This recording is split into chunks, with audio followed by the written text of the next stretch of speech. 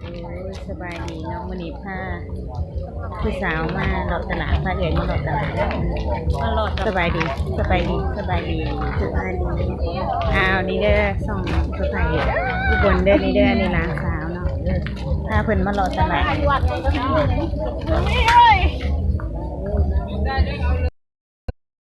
ี่เพิ่นสิมาซื้อทีมโทรศัพท์หรือว่าซึ่งไอ้กัดเมมเนาะลอยเสียงนี่นะ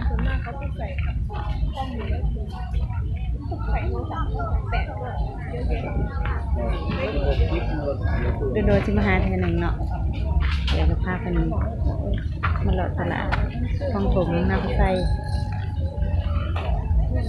จะถามซะก่อนว่าเขาจะเอาบ่8 กิกถามผมก็ร้อยถามบอกว่าบ่ได้ร้อยเสื้อผ้างามมาร้อยนี่นี่นะ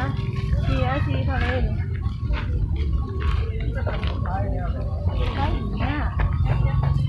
โดย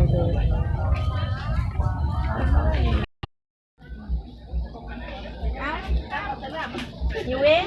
เอาไหมห้องมึงละอ่ะเอาไปผ่าพี่แม่ยังเพิ่นซื้อขนมอยู่นะซื้อขนมกำเท่าไหร่นะกำละ10ซื้อดอกไม้เนาะไปเอากำละเจ๊ตอนนั้นแหละไปหินค่ะซื้อดอกไม้ไปซื้อหินค่ะอยู่บ้าน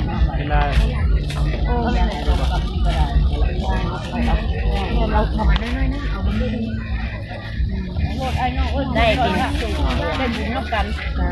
ดาวมือบ้านแข็งดอกไม้ก็ดอกไม้วัดดอกพี่น้องนำมาขายให้พระไม่ออกขายตะวันเพิ่นแบบเป็นผู้เฮ็ดน้ำหมาเลยให้มันจะกำเหมือนไม่เหี่ยวเลยกันเอา2 กรัมก็เลิกสักหน่อยพอเอา3ได้จะทำเลยอันนี้2อันนี้1บ้าเอา3 กันอันคุณสาวผมบอกขันเขามีลายขันเขาสิใส่เปลี่ยนใส่เบอร์สุพรรณเลย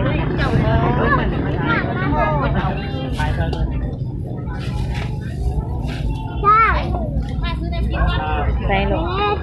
โดยใช่ลูกอู้แปรสั่งถ่ายมาตอนน้องวิก็ไม่ใช่แล้วลูกแม่ต้องกบแล้วสั่งเนาะ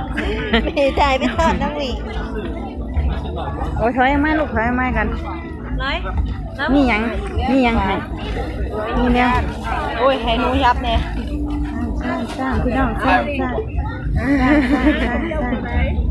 20 บาทครับสมุนแหน่20 บาทสูตรนี้มีใช่มื้อนี้เอ้าครับสมุนแหน่ครับน้ำมีอ้วนเนี่ย20ครับ3ห่อ50 บาทก็ได้ครับเขาให้เองได้ป่ะนี่ได้ครับน้ำเม็ดเอาเห็ดยังไงเอาไปถุงดีกว่าเอาออกจากถุงครับผมอันนั้นมันจะบ่ออกจากถุงไหนอ่ะ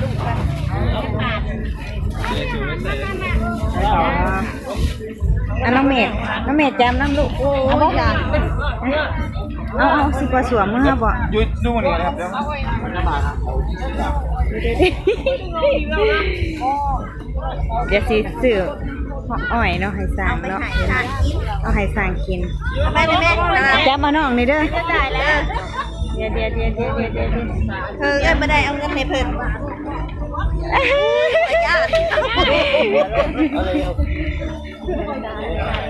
เราเอาให้แม่ลอยเป็นสิจ่ายให้บ่หนูบ่เอาเด้เลยอย่าหันพี่ร้อนดิ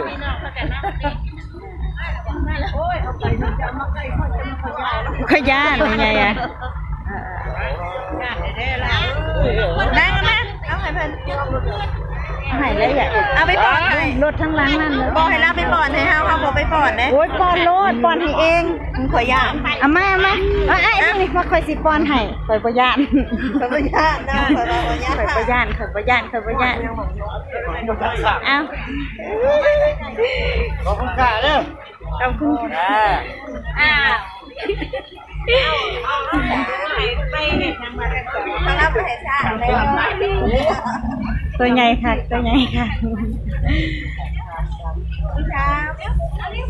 คุณว่า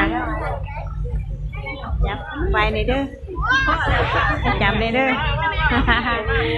บ่เคยเห็นช่างเนาะพี่น้องเนาะเคยเห็นแต่อยู่ไกลๆบ่เคยเห็นไก่ป้านี่จักเทื่อบ่เคยจับมาน้องนี่เด้อเด้อขอถ่ายกัน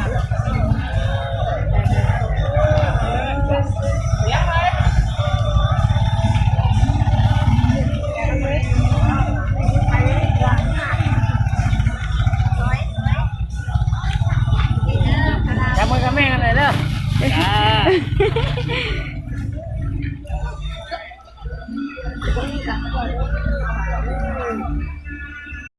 ด้อสร้างเด้อ ช่างมาแล้ว ครับพี่ก่อนครับ ช่างมาแล้ว เอาสร้างสร้าง สามหัว10ปี โอ้คนจ่ายเลยเป็นบ่ ไม่ยังครับ นี่ดินะพูดเงินน้ำผล บอกเขายังนี่ นั่ง ผมแนะนำ20 บาทในคนนี้นะครับคนถือของอ่ะ มาหอดของย่านเนี่ยเขาว่า เดี๋ยวโทษนะจ้าโทษนะจ้า ขนาดก็ท่าน โอ้ยช้างวันนี้ทำบุญกับช้างจ้าเป็นยังไง เจ้าอะไรชนนะเห็นบ่ ถ่ายรูปเป็นนี่เลย โดยสไลเดอร์แม้ม เดี๋ยวมันก็บ่มีงานเฮ็ดอะไรจังหน่อยอ่ะ เอาคนแก่ขันเข้าเมืองเงี้ยๆเช็ดเลยคนแก่นี่แล้วแบบนี้ได้ทุกอย่าง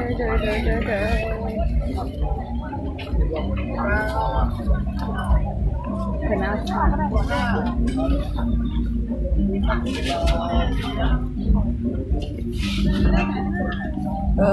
สูผลไม้จับเนี่ยเราต้องไหนขณะนี้ก็เป็นเวลาที่ว่ามืดแล้วขำละพี่น้องมืดแล้วเ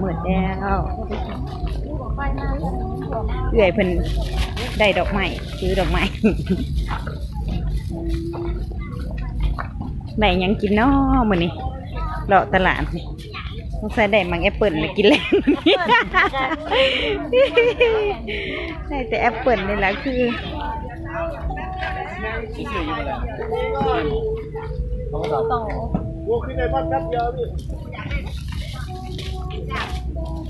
ทำเลย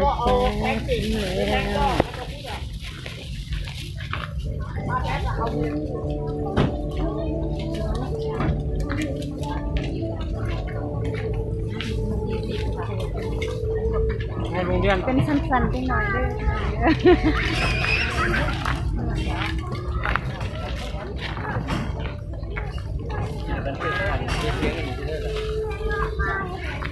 ได้จ้ะฮะนี่กำลังที่ผ้ากันกลับนะมาแต่มาเลาะตลาดได้เนี่ยทำเลย ล้างมือได้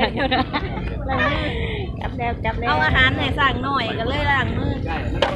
มีแต่น้ำลายบอก อุ้ยน่ะอันน่ะสะน้ำเป็นระยะเนาะ พี่น้องเนาะสำหรับคลิปนี้ก็จะขอจบไปสักก่อนเนาะพี่น้องเนาะฝากกดติดตามกดไลค์กดแชร์กดกระดิ่งให้สะใภ้อุบลในเด้อพี่น้องเด้อบ๊ายบาย เป็นกำลังใจให้แล้วเนี่ยเด้อพี่น้อง สบายดี